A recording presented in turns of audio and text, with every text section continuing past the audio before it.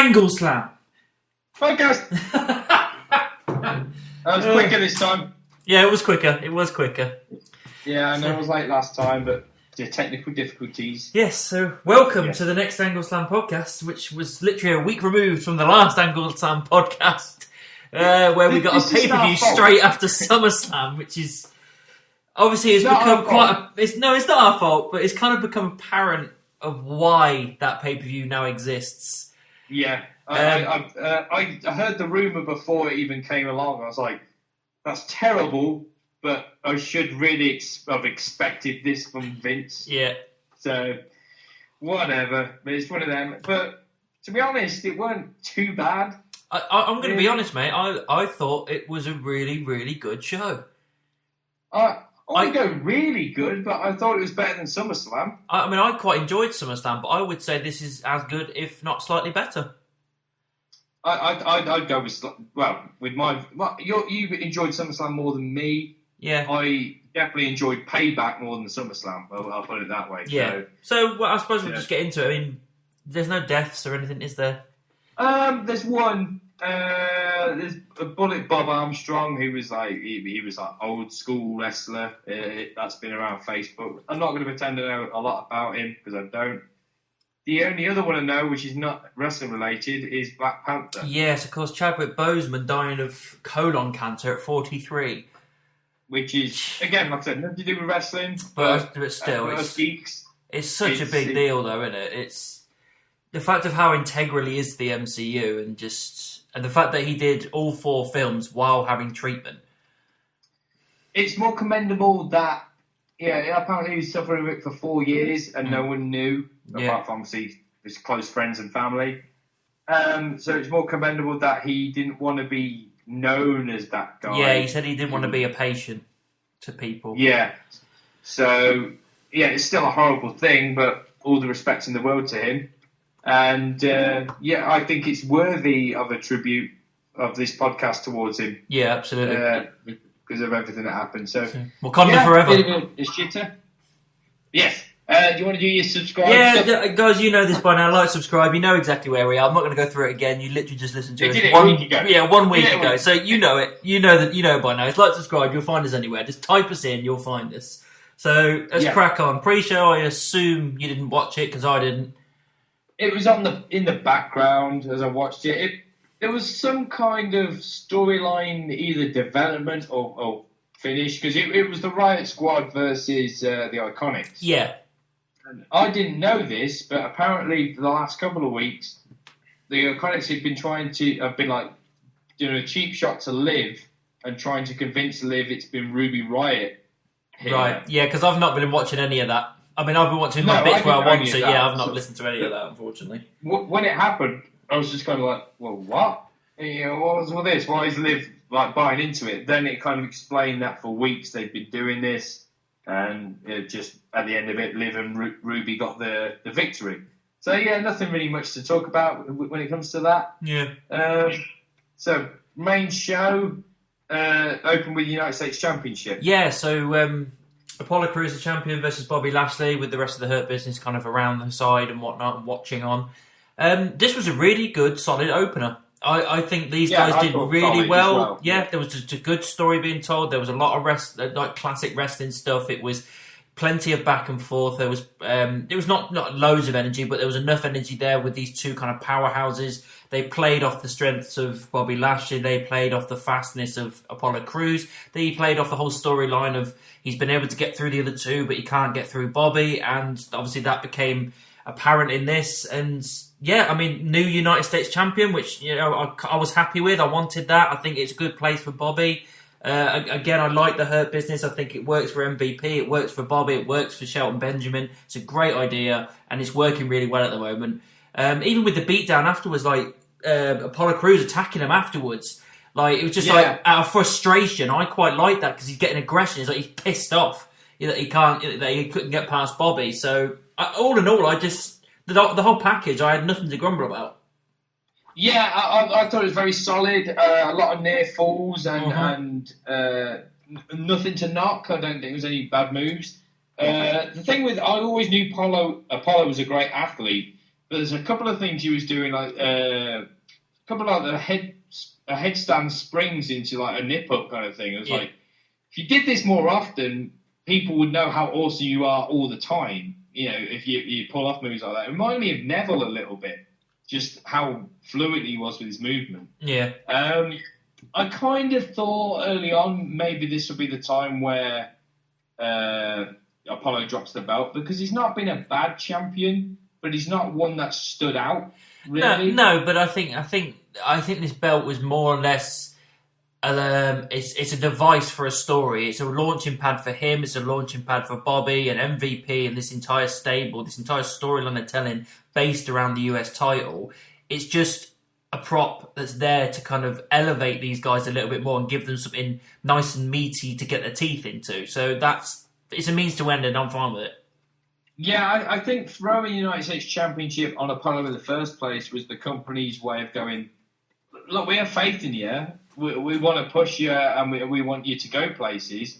And I think that's what they were quite successful at doing, because Lashley won clean.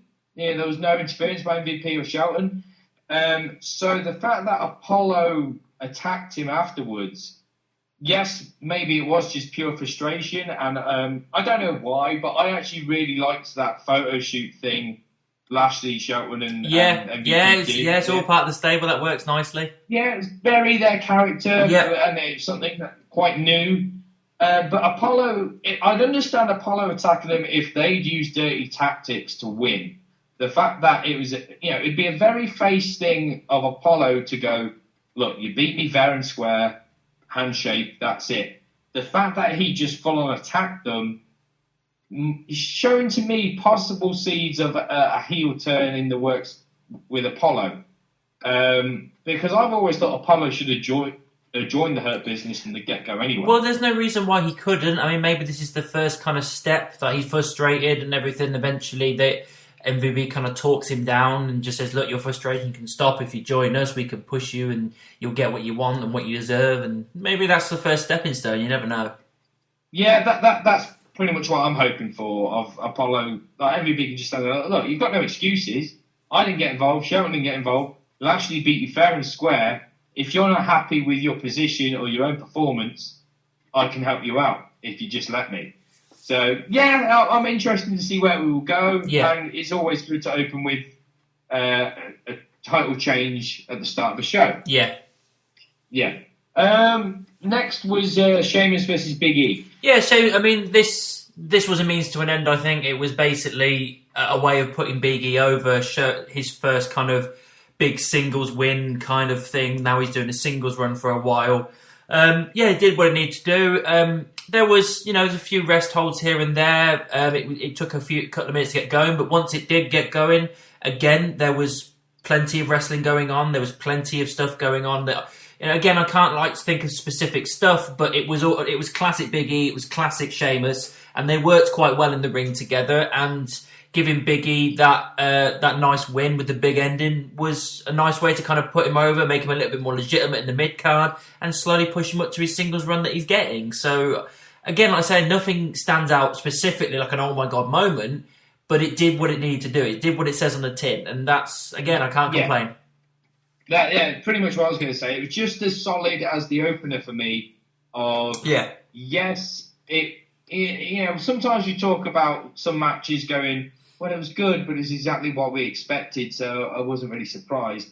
And on one side, some fans might be looking at that, but I looked at it as it was exactly what I expected, but in a good way. I wanted these two to clash as like a Battle of the Titans kind of thing. Yeah. But like I said, nothing stood out, but it was solid enough to be a good standard wrestling match. Yeah. And the fact that Big E won, to me, I mean, they speak a lot about his segment on Talking Smack of Miz was like mouthing off a little bit, and Big E was like, look, regardless of what you say, me and the rest of the New Day have discussed the same things in the past, and it's not only our time to shine. Kofi got his moment at Mania and all that stuff, but now it's my turn to step up to the plate. And I'm taking this very seriously. So with that victory, it wouldn't surprise me still. I called this about a month ago. If Big E wins the Royal Rumble next year. I mean, I said before, I wouldn't be against it, but it all depends on how they build it. If they build it correctly, they need not rush into it. If this is their first seed sown to kind of take their time and build towards it, then I have nothing wrong with that, because I think that also plays into the whole New Day dynamic down the line. The fact that Big E and Kofi will have their WrestleMania moments, and then Xavier won't. And maybe that will get him frustrated, and that will cause the breakup of the New Day when Xavier turns heel on those two, because he didn't get what they got, and he gets jealous, he gets frustrated, and that could be a nice, easy story with a very nice long-term booking situation to get the New Day split up, because eventually they're going to have to do it. It's just making sure it's done in the correct way. Yeah, for all we know, I mean, if Big E wins the Rumble, a lot of people might be going, this is great, and we love Big E, but it's very kind of like the same as what happened a couple of years ago with Kofi. It's just the same old dynamic. You want to mix it up a bit, have Big E go all the way to Mania, and have Xavier screw Big E at Mania.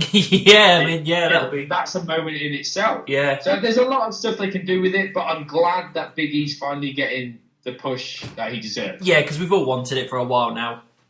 Yeah. Next was King Corbin versus Matt Riddle.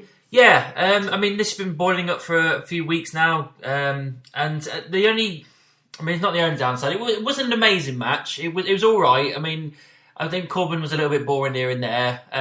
Matt Riddle didn't flesh out fully like he did do in NXT, but he still hit, his bro to sleeps and his always that kind of stuff that he usually does, and I still enjoy him as a character.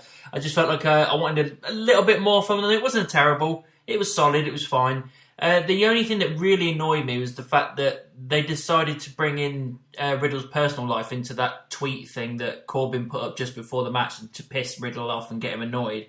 They were basically talking about the thing that Riddle had confirmed he had cheated on his wife with this person, and then now this person, she was giving all that stalk allegations and all that kind of shit, and that's basically what he was alluding to on his Twitter post to get him riled up. And obviously, like, everyone signed off on it and whatnot, but I was just like, well, did you really need to add that into this storyline? It was what they were doing was enough for this kind of mid-card simple story. Did you really need to chuck that in? It's a little bit too personal. It's like as if they chucked the Sonya Deville's kidnapping thing in. If they chucked that into a storyline, that would be too fun. I'm thinking, well, maybe this has kind of been buried a few months ago. It depends. It's always going to be an opinionated thing of where the line is. There'll be different fans out there that will have their line at different points. And like you say, everyone involved would have signed off on it. Yeah. And to be honest, not only just getting into, I'll go back to the comment in a minute, but the match itself, all it really was just an excuse to get Matt Riddle finally on a pay-per-view. And where the other matches are kind of like, here's a clash of these two, I wonder who will win. This match I kind of saw as they're feeding Corbin to Riddle here. Yeah, absolutely. That's exactly what they're doing. This is the reason here is to get Riddle over. Yeah, to anybody that is unaware of him, that doesn't want NXT, if they're casual fans, then this is a way to get people invested in this new person that's popped up on the side. Yeah, but even at the same time, if they knew who he was, it was never going to be, let's get Corbin over Riddle here. That was never No. So, the match was what it was. It wasn't, it was okay, but it probably wasn't as good as the first two matches. Yeah. As far as the comment, I was kind of okay with it. I'm always going to be okay with it when I know the wrestlers have signed off on it. Because it's like, well, if they're okay with it, I've got no... it'd be different if I knew they didn't. I'd probably be in an uproar going, well, how dare you? That's obviously a full-on offence to him. Look how much you've hurt him. The fact that Matt was obviously in on the story. Yeah. It's kind of like, well, if he's all right with it, then that's his call. If it's a statement to do with him. I mean, I'm not. It's not like I'm going to lose sleep over it or anything. It's just I thought to myself, did we really need that? And I thought to myself, no, you could have still done the same stuff without that comment. I just felt like it was... I don't know. It just seemed a bit pointless. I just thought it might have added a pinch more intensity. Maybe not intensity, but flavour to the story, because obviously as soon as she said that during the interview, Matt, who's always very smiley, very like bro kind of thing, went full on serious, and even though it didn't hit the mark completely, it was that kind of thing of like, right, Matt's not impressed here, he's pissed off.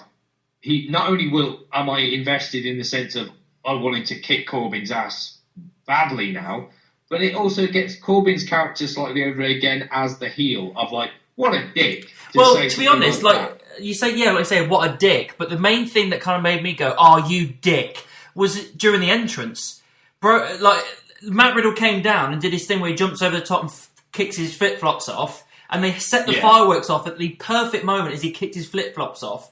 And I went, "Oh, what a great!" And then bang, Corbin knocked him down. I was like, "You dick." Like, he had this perfect little entrance and this fireworks and this perfect picture moment, and you just come in and clothesline into the ground. Dick. Perfect heel character. It was perfect heel. No, I can't knock it. It's perfect heel character, but I was just like, I was enjoying that perfect moment, and you ruined it for me. Yeah, I get that. So Matt Riddle won. The comment was what it was, and yeah, like you said, it would have been different if the comment was said and then Corbin still won. You're like, well, what were you trying to prove here? Yeah. This was kind of Corbin's redemption a little bit. Next was the women's tag title match. Yes, so Banks and Bayley versus the unstable team of Nia Jax and Shayna Baszler. I'm not sure about this. Really? Nothing again stood out to me match-wise. This wasn't necessarily a wrestling clinic, but this was the story match out of the pay-per-view, and it was told ever so well. I think it was told brilliantly in the fact that we had this kind of team that were unsure to work together. They didn't like each other. So the whole time you're thinking, are they going to work well together? Are they going to betray each other? Are they going to fail? Then on the other side, you've got Banks and Bayley, cocky, arrogant, confident. One of them's lost a title. There's a little bit of a chink in the armour. Are they going to be able to work still perfectly together, or is there going to be something going on there? That fed constantly through the match, even at a point where they were just, I think Nia kicked out of something, and the two of them were just, Banks and Bayley were just looking at each other in the ring, lying down, going, oh my God, like, their genuine fear in their eyes, thinking, well, I think we might lose this. And then later on with Shayna and Nia, like, Shayna just shouts, we can do this, like, the confidence suddenly just surged through them, and they started working so cohesively as a team.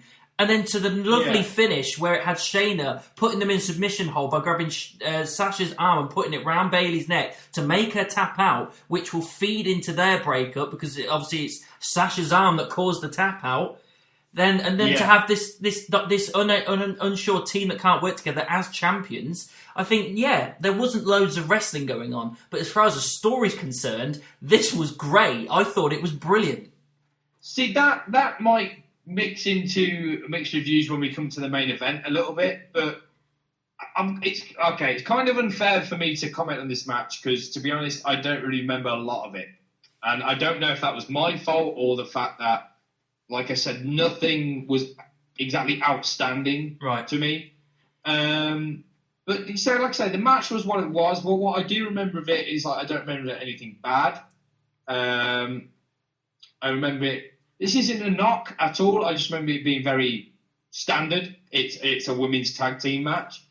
I did really like the end, like that double submission by Shayna. Yeah. And the fact that she did bend Sasha's arm round into submission, but I'm pretty sure it was Bayley that did the actual tap out. Yeah, Bayley tapped out. Yeah. Which adds the dynamic of Sasha going, look, I've already lost one belt. And now you're technically responsible for me losing the other one. Yeah, and so Bayley's got that thing in the head that says, oh, well, I'll tap out because I've still got a belt left over. And that's perfect storytelling. The looks they were giving each other, Bayley was kind of giving that sheepish kind of look, where Sasha was kind of giving that, I'm pissed off, but I really don't know how to react towards you right now.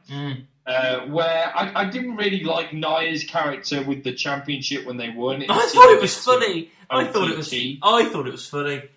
It's just not in. I didn't think it was in Nia's character to do that. No, but I quite like that we potentially got a new kind of, not a new Nia necessarily, but the fact that she's with Shayna and everything. There's a new dynamic there. So I just like to see where it goes. So maybe the Nia's the one that's kind of like jacked up and everything to kind of do stuff, and then Shane is going to be the person that's doing a bit of talking and doing a bit of methodical thinking and that kind of stuff. So you have like this kind of tandem, and I'm fingers crossed that'll happen because I think that'd be quite interesting. All the while with them still hating each other.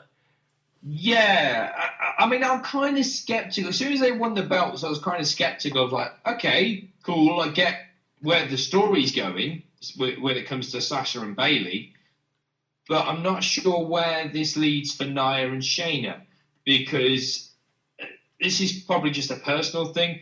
To me, Shayna's a monster, and she's kind of been thrown into an almost slapstick kind of story. And at the minute, anyway, so it could lead somewhere else.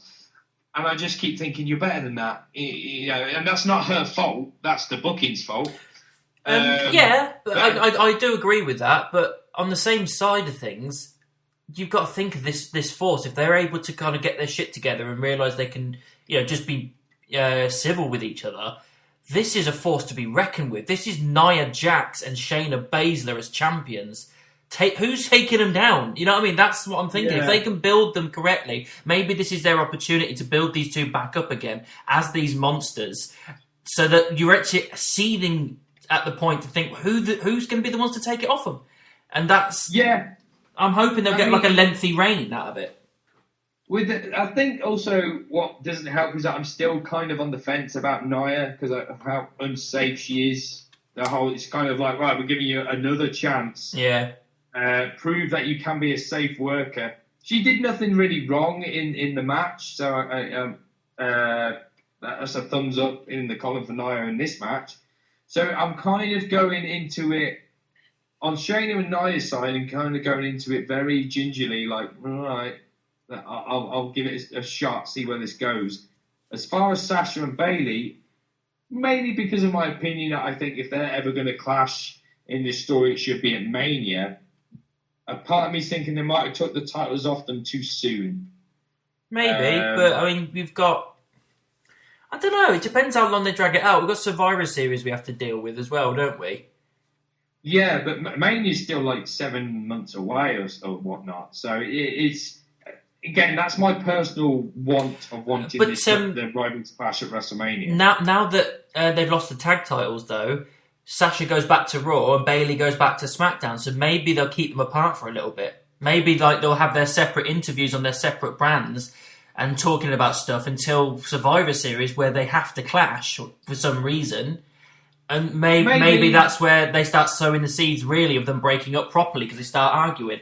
And then they can try and drag it out to Mania if possible. Mainly, but recently it seems like they've kind of forgot the draft shit all over again. And it wouldn't surprise me if we see Sasha and Bayley on the same show tonight or Friday. Well, probably, yeah. But I mean, we'll have to agree to disagree. I thought it was a great match. I thought it was really well told. I didn't think it was a bad match, but it didn't it definitely didn't wow me. It was just kind of like, all right, fair enough. That was a match. Where I think the following match again didn't wow me, but I really enjoyed it, which was Keith Lee, Randy Orton. Keith Lee versus Randy Orton was a match that, when going forward, I was thinking, is this a good idea? It's his first pay-per-view match from going onto the main roster. He's going against Randy Orton, one of the most decorated superstars there, one of the big boys. And I'm wondering, are they going to start fucking up Keith Lee? Did they? Did they bollocks? They went in there and Keith Lee beat Randy Orton clean as a whistle in the middle of the ring with a spirit bomb. I can't say better than that. I'm not saying the match was the best match I've ever seen, but it made Keith Lee a star, and I can't take anything away from Orton from that. It was great. It was awesome. I'm glad they did that for Keith Lee. It's onwards and upwards for this bloke. Yeah, this is why I really enjoyed it. It's kind of like, right, okay, on one side, it's Keith Lee's debut. What are they going to do here? But I'm pretty sure Randy Orton is still in the title picture. So it's like, right, he's already lost at SummerSlam. Is he going to lose not only 2 pay-per-views in a row, but 2 weeks in a row? Yeah. And I was really on the side of like, Orton's he's not bad at all. He's still top of his game. but not in his prime. He's at the end part of his career, the second part. Yeah. So he should be in that position of putting people over now. And they did it in such a way that Orton still didn't look like a chump. No. He gave Keith Lee a good fight, but at the end of the day, it was still the whole, as good as you are, Randy, I'm Keith Lee and I'm the new kid on campus kind of thing. So, as soon as he hit that Spirit Bomb on 1, 2, 3, I was like, this is the right call. Yeah. And Orton's just laying there like, did that just happen? Yeah. So I mean, I really enjoyed this. I would say the only downside, but this is not the match itself. It's to do with the fact that they've changed his music slightly and they've made him put on a t-shirt and just like a singlet thing. And I'm just like, why? I don't get why they did that. But that's just Vince. It's Vince. Yeah, I know it's Vince, but it's just still, it's like, I don't see what was wrong with what he was doing before. That I don't know what it is, but I've just got a funny feeling in the back of my head. Vince has looked at him going, "Oh, he's not got a six-pack. Put a t-shirt on him." It'll be partially that. I don't understand. I don't know the music thing as such. I think it might be something to do with the guy who made the music might be having a bit of legal issues with WWE. Right. Okay. Well, that is what it is then, isn't it? Yeah, but as far as like his attire and stuff. Vince just didn't like the look and said, "No, I wanted to change." It's like, so really, you give him like these weird baggy shorts on Raw, which made it look like a skirt more than anything else. Does that really look better? No, it don't, you tits. So, and then they had those. I wasn't really a big fan of that furry, feathery. Yeah, I don't know what that was. I mean, I think one of the commentators said it was some kind of Dragon Ball Z attire, and I looked at it and went, well, I don't notice that. I don't notice any of the characters, unless it's a new character from another part of the generation which I've never watched. But normally I can kind of spot them, but I didn't get what that was at all. Yeah, I wasn't a big fan of the attire. As soon as it walked out, he walked out, I just thought, I bet that weren't a Keith Lee call. No. That was probably another Vince call. But yeah, I really enjoyed the match. And like I say, as far as story, well, it wasn't really a story, but character development-wise, it was the right call. It's made him start. I'm all over it. Next was the Mysterios versus Seth and Buddy. Again, I thought this was great. I really enjoyed this. I properly enjoyed this. I mean, I really enjoyed the one from SummerSlam as well. I think, again, great wrestling, great story told, great debut for Dominic. And then in this, it was just the same again. Ray was doing his classic stuff, going back and forward, loads of lucha stuff. Dominic was doing plenty of it as well, really enjoying it. The back and forth with Seth, like heel stuff, all worked really, really well. Just everything. It was just, from the get-go, it was just high energy, more or less continuously through the match, all the while telling a really nice story, like continuing this story going on. And they made the perfect call of this perfect tandem between son and father whole thing, and then having Dominic pick up the win by pinning Buddy, I think was a good idea, because there's frustration with Seth and Buddy at the end there, I like. The son and the father get this lovely moment together by tagging together and winning. I have no problem with this. I literally looked at it afterwards and I think, I can't grumble at any of it. I can't see any bad point in this where I thought, I shouldn't have done this, shouldn't have done that, or maybe that could have been better. I looked at it and went, that was solid from start to finish. Great story, great wrestling, loads of fun, cool guys, really enjoyed it. I have nothing to complain about. No, I don't. It was one of them where if the fans watching it at the WWE at the minute, for those fans that go, you know what, at the minute my favourite story is this, or my favourite is Rey Mysterio, Seth Rollins, whoever, it's exactly what you wanted, what you wanted to be delivered to you. Was it actually a candidate or like just a wow thing? No. But it was exactly the match that was needed and wanted and needed to be delivered for the storyline. So the thing is, Ray's always good, Seth's always good, Seth kept his character getting over, Buddy's always been good, and Dominic's just further proven himself. Yeah, he's impressing me again and again and again. He really is. Yeah, but the fact as well that Seth called the whole, I'm going to do this, you kick him in the head. And then the reversal, the miscommunication. As soon as he kicked Seth in the head, I was like, he fucking belted him in the head. And I was laughing my ass off when it happened as well. It was brilliant. But yeah, it was one of them where, okay, this is future story development, because that was kind of the beginning of the end of the Seth and Buddy. It led to 619, then the Frog Splash. And then, obviously, while the Mysterios are celebrating, Seth's giving Buddy that dirty look. Yeah, like, you failed me. You've let me down. Yeah. So then, obviously, Seth walks off without him. It was that whole, from my perspective, like, I wonder if we'll hear more about Seth's disappointment of Buddy on Raw. So, again, it's planting future seeds for future storylines. And it's the smart thing to do. I don't know if this is the end of the Mysterio-Rollins rivalry, but if it is, then so be it. And, it's gone on quite a while. Yeah, I was going to say, if they did one more, I wouldn't be against it. But if they finished it here, I'm perfectly happy. I think that's a nice kind of your fairy tale ending, really. They've risen above the bad guys. They did it with putting Dominic over really, really well, and they've continued storylines and like seeing where Dominic's going to go and seeing what's going to happen with Buddy and Seth. Like you said, they're telling stories like longevity. So yeah, like I said, either way, I'm happy. Whether they do one more or not, it's fine. I did think at one point, don't get me wrong, I was absolutely fine with the way the match and story ended, the characters and stuff. But I thought, if this is the time where Dominic's going to turn. I said the same thing. We're halfway through. They're about halfway through the match and everything, and we think. I kept saying to the missus, I'm pretty confident that Dom's picking up the win here, and he's going to pin Buddy to do it because it just makes sense. And then I went, well, what if? What if this is the point where he turns on his dad and joins with these guys? What a heel turn that would be! Which didn't happen. And if it doesn't happen, I'm honestly not bothered because I'm just happy that Dominic's doing as well as he is. I just love that he's doing so well, like his dad did. But if he did do it, I would be all over it, just purely on the shock factor. Yeah, it's an exciting idea we've come up with in our own heads. So it was just that whole thing of like, if Ray had started the match and was waiting for the hot tag to Dominic. And he just drops down. And then Dominic just tags in and kicks the shit out of Ray. Like, whoa, what just happened here? Yeah, but no, again, that's just fantasy booking, where with what the actual booking was, completely fine with it. Yeah, I loved it. Thought it was good. Before we get to the main event, did you see the Clash of Champions fuck up? Yes, it said the 20th of September, and then the following frame, it was 27th. I was like, so which is it? Yeah. You're going to tell us. Come on, Cole. You're meant to be the robot. Come on. I still, to this day, don't know what the right date is.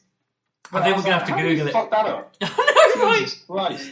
But, main event. Main event. So, yeah, Bray Wyatt versus Braun Strowman versus Roman Reigns, triple threat.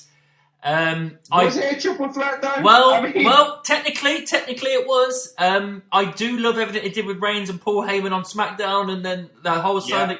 Oh, that was brilliant. It was so good. What a way to do it. I mean, because Reigns is so good, and he's good at talking when he's delivering his one-liners, but he needs someone to talk for him. Who do you get to talk that's better? No one but Paul. I mean, that's the match made in heaven as far as I'm concerned. I love this. This is weird because him coming back so quickly and being inserted straight into the title picture. Normally, you, me, and every man and his dog would be going, no, I don't like this. It's too soon. You're pushing into the move, blah blah blah. But the way they've been doing this, I have got nothing to grumble about. I really can't complain with the way that they've interjected him back into the title picture. I've got a little bit to grumble about, but I agree. The fact that the way they've gone about it has softened the blow, so to speak.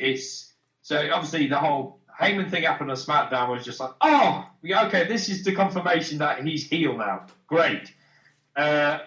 What kind of confused me is obviously Bray did his entrance, which I thought from the get-go with the champions coming out first, but okay. But it became apparent, didn't it? Yeah, then obviously Braun just comes out of nowhere, attacks. But then I hear the bell ring, and I think, right, how can you ring the bell when not all three competitors are in the ring?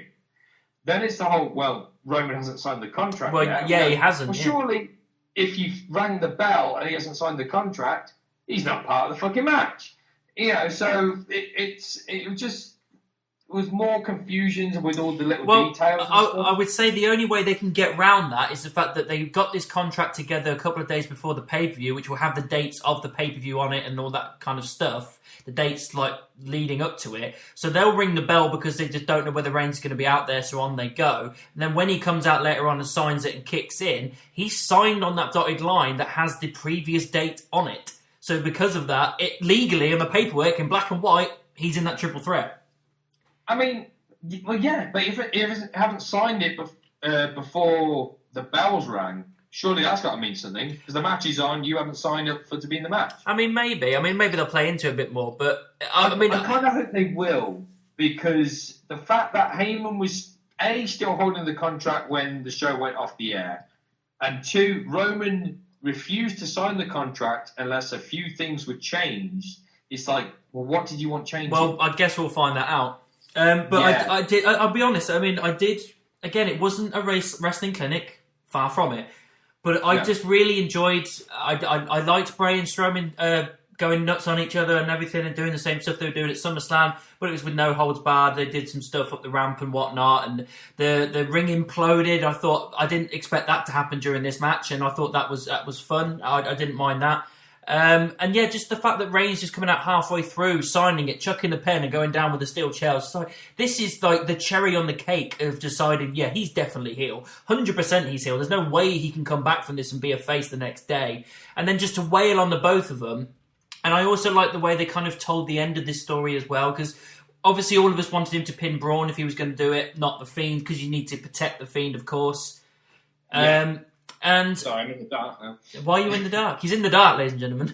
Yeah, sorry, it's because I know my food's going to be here in a minute. Sorry. Got a takeaway coming. So the story being told was really, really good because he was wailing away on Strowman.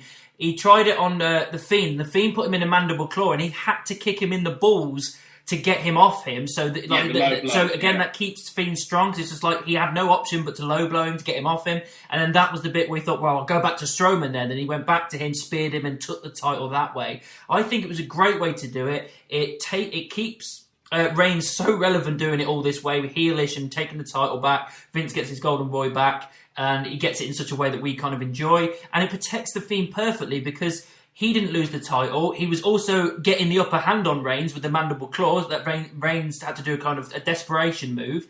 And then you can kind of move the Fiend away from the title if you want to, because we've all agreed that he went into the title picture too soon. We can probably push on without him in the title picture, which I'm fine with. So I don't have any complaints with this. I really don't. I mean, I'm not saying it was perfect, but I just thought, if you're going to do the Reigns thing, putting him back on top with the title, this is the way I wanted it to happen.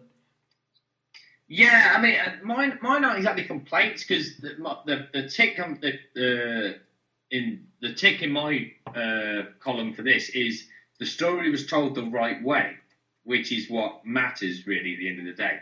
So, like I said, the wrestling match between, let's face it, mainly just Bray and Braun was very physical, but not like, whoa, kind of thing. I like the fact they kept monitoring go back to Alexa. Yes, I forgot about that. Yeah, a couple of times. Yeah, it was quite interesting.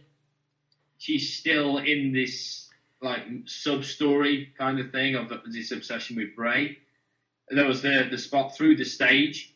Yeah. As far as the ring imploding, it shocked me because I didn't expect it, so it was a good thing.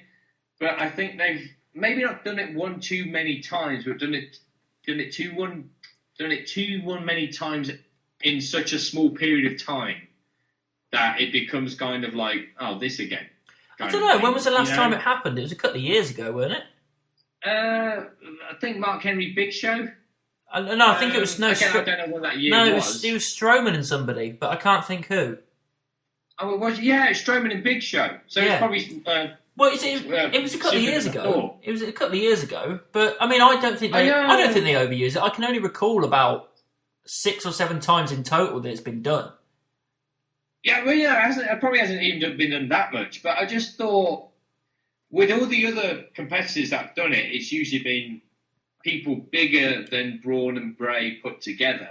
So it's kind of like maybe Braun's impact, but I didn't think Bray was a heavy enough superstar to like break the ring. It a shock factor. I just didn't know if it was completely necessary for that spot. No, I suppose not. But I like I said, at the time, I was like, I didn't expect it. It's a nice little bit of extra flavour into the match, and I didn't have any real complaints. Just an observation. So, when Roman came out and, like you said, did all of what that happened, everything he did after that, with Heyman coming out, contract signing, low blow, the man of court, coming out with the steel chair, it was like, this is the whole Roman has turned heel, you're not imagining things, this is it. So when I kind of expected Roman to get the belt, like they said, this was kind of like, this is why they're doing when the Fiend was walking down the ramp at the start, I turned to the missus and said, I think Reigns is walking with this, and I'm not against it. No, I'm against the fact that they probably shouldn't have had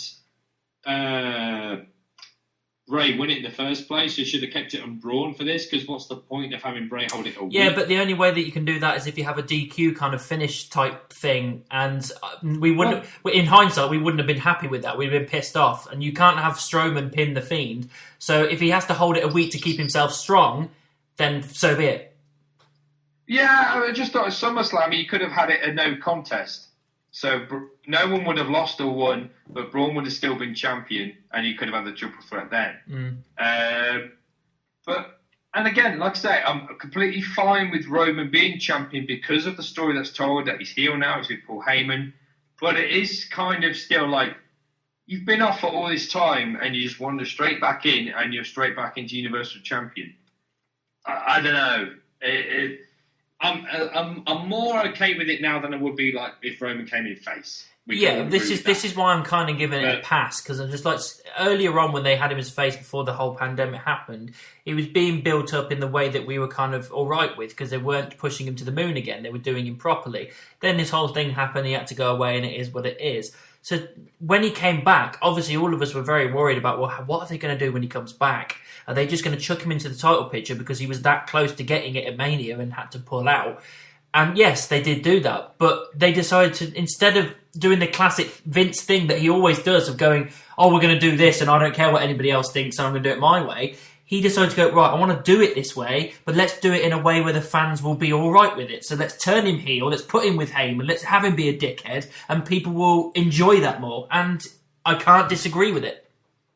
No, I'm not. That's why I'm giving it a pass as well. I agree with the way it's been done, but it's the same thing with if instead of Roman Reigns, this was Brock Lesnar, I know you would not be happy about it. No, because Brock Lesnar's always kind of been a heel, or he's always kind of been that kind of middle guy, kind of just comes in, wrecks shop, leaves kind of thing, and it's just like it's kind of... This is Reigns' character now. Wreck everyone and leave. Yeah, but I'm fine with that. I don't mind that. I don't mind Wreck-It Reigns. That doesn't bother me. Wreck-It Reigns. Okay. Well, maybe because it's a new character, it's kind of like, right, okay, new character, you're finally giving us what we want, a heel Roman. Let's see what he does as champion. I'm very interested to see what happens next. I really am. Yeah, I am too, to be fair. It's just one of those kind of like, those little pet peeves of like, when it's unfair on this guy and it's a little bit unfair on that kind of thing. So, yeah, ratings-wise, I think I'm going to give it a 6. Yeah, I mean, you gave SummerSlam a 5, so you gave this a 6. I was in the same boat. I gave SummerSlam a 7, so I was going to give this an 8. I thought I generally really enjoyed the show. I came away from the show going, there was nothing I looked at and I really didn't like, or I really thought was shit, or I really think shouldn't have been there. The whole thing was consistent. Every match did what it needed to do. Great stories were told. Fun wrestling was had. It was 2.5 hours as well, which is always a big deal. That's much better. It's a much better chunk to digest. I mean, like I say, it's not like a 10 out of 10 because it's not like a massive Mania with all the pomp and circumstance and perfect matches like 17 or something like that. But for a pay-per-view that's just gone into this Thunderdome era with the LED screens and everything, we're still in this unprecedented area. They've managed to put on a really decent show, considering it was just a random network thing, obviously made for Reigns to take the title. Of course, that was the reason they made it. But overall, I still came away thoroughly entertained with this. I really did. So I can't give it top marks, but I'm definitely giving it an 8 because I just think it had that escapism for a while, and I was happy when I left. Well, yeah, I think this is obviously my stand has always been if I'm going to give it a 10, it means it's better than WrestleMania 17 or as good as, yeah. And because that's my 10, obviously Payback was still nowhere near my 10, so that's why it's near my 6. But again, another big part is not just the timing of it. Of this is only 1 week away from SummerSlam. What you're doing, but the reason in itself, again, as good as the show was, it's like, are we really just doing a pay-per-view so you can continue to bum Roman Reigns? So, I mean, I do get that, but if he was, like you say, if he was doing that whole thing but did it as a face, we'd have been seething. But yes, I agree. Which is why it's probably got higher. If he'd done it as a face, he probably would have gave this way lower mark. Yeah, definitely. But yeah, because even though the matches were very, maybe not very good, but they were like all across the board good. Because there wasn't exactly like wrestling clinics or match of the year, I don't think I can give it any more. Right. But as far as stories told and character developments, it was okay. Cool. Yeah, so, well, I really enjoyed it. I thought it was good. I'm very happy with it. The same. I preferred it better than SummerSlam. So there you go. Yeah. Okay then. Yeah, that's us. That wasn't too long of a one, I don't think. Well, kind of same as a pay-per-view, really. Not that long. Yeah, well, there was that, and I'm kind of rushing because I know I'm going to get a knock on the door any minute now. So, yeah, I imagine we'll be back to do a lockdown thing sometime later in the week at some point, because there's quite a lot to talk about now. So we'll probably come back with that, and then what's the next pay-per-view after that? It's Clash of Champions. Yeah, Clash of Champions. We don't know the date. Yeah, could be the 20th, could be the 27th. I haven't got a clue. Yeah, so probably about 4 weeks. Yeah. Something like that. So yeah, we'll be back for lockdown stuff, and then Clash of Champions in a few weeks. Yeah. So yeah, like, subscribe, and we'll see you soon. Bye.